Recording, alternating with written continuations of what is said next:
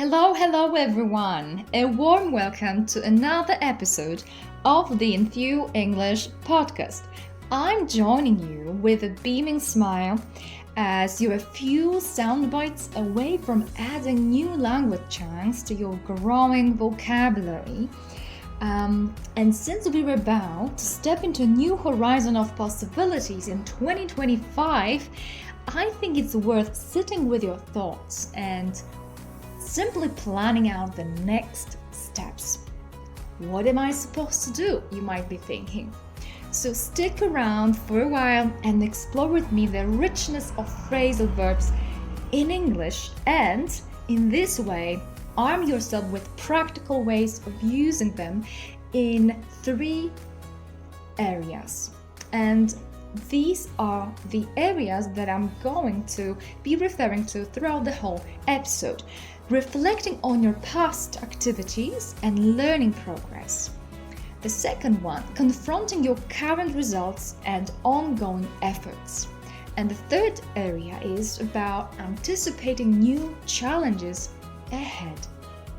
Alright, my hope today is that after listening to this episode, you'll turn your attention to another way of speaking English, and that you will shake hands with the new phrasal verbs that I have for you today, and that you will add them to your communication toolkit.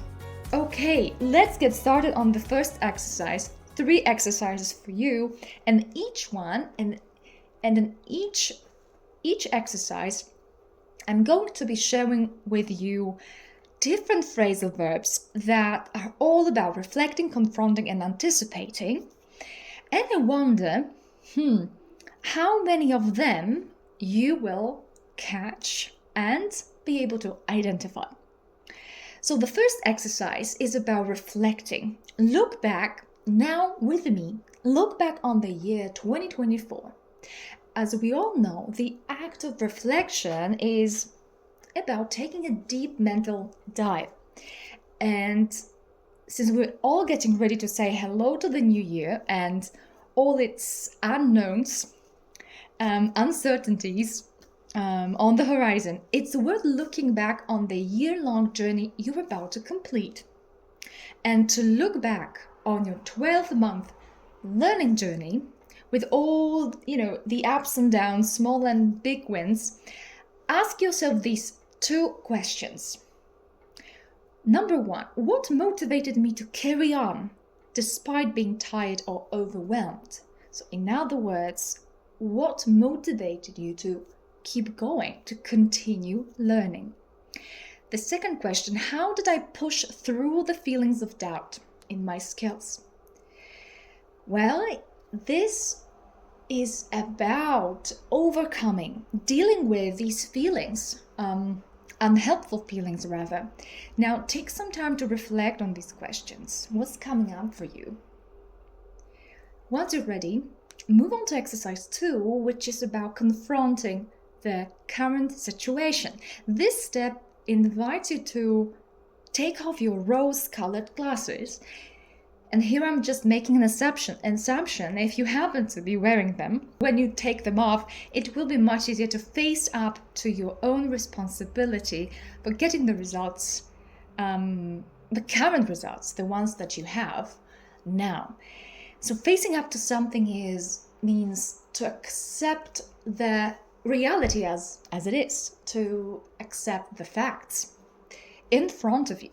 And now, the big part of that is to assess how big of a role your engagement played, and again, ask yourself these 2 questions.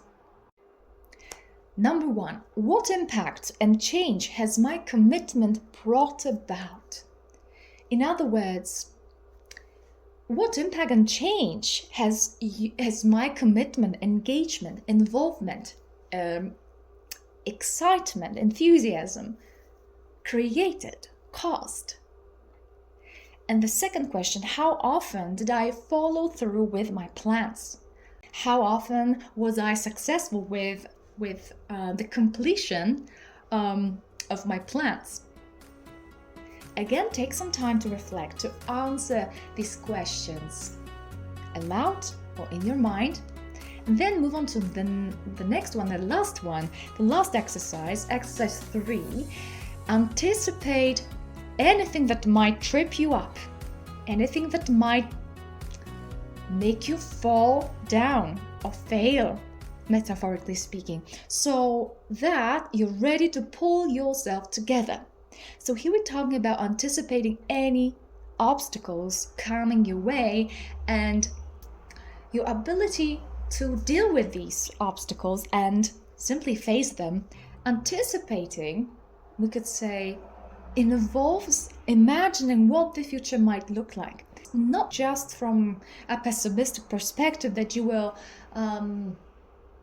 expect something negative to happen, something unfavorable, apart from predicting stumbling blocks, right? Obstacles, hurdles, difficulties. It's equally useful to have resources at hand to tap into, to access them, and also to have convincing reasons, very good reasons, for choosing to learn English and choosing to learn English over and over again. Now, my heartfelt recommendation and invitation for you is to praise yourself for another year of consistent learning, continuous learning, regular learning, systematic learning, and if possible with my guidance and helping hand, as well as these are the 2 reflection questions. So this is the last set of questions. What mindset will set me up for success as I begin the year? What attitude, what kind of thinking will create the right conditions for me to be successful as I'm in my learning pursuits or endeavors as I begin the year? And the second question, how should I check in with myself to ensure I'm on track with my learning goals? So how should I reflect on what I'm doing, what I'm thinking, what's happening? All right, that's it, guys. You've just expanded your communication toolkit with 10 plus phrasal verbs from me. I think that they will allow you to diversify, to spice up yet another phrasal verb, spice up your writing and speaking. And now I really wonder how many you have caught.